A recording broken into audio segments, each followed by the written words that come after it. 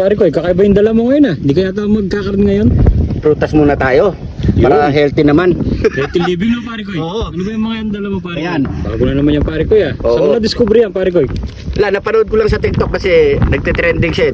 So natakam din ako. Gusto kong subukan. Kaya meron tayong binili dito peras, apple, orange at mangga.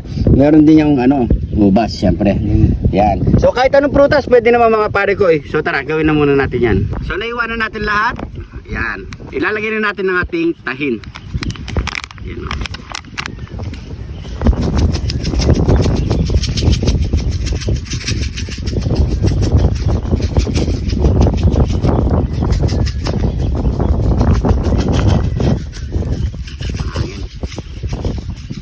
Yan.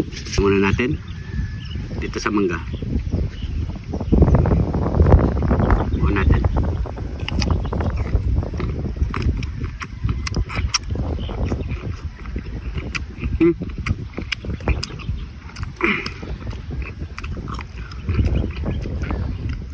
Masarap.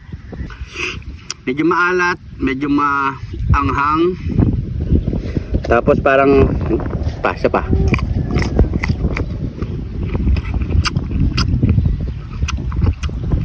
Meron siyang konting tamis. Masarap siya. Isa sa apple.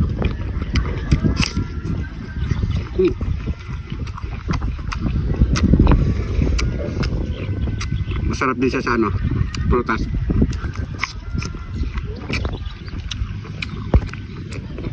Peras. Masarap siya sa lahat. Malaki siya, Ken.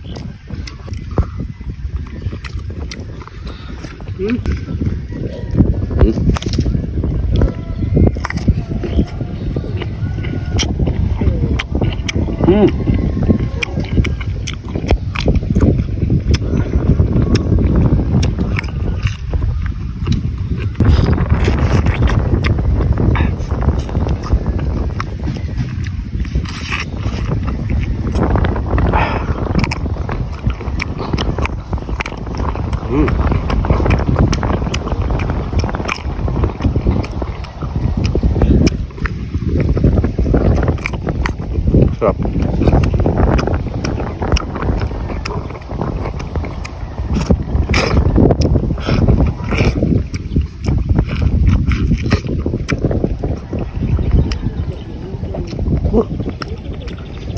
Last bite.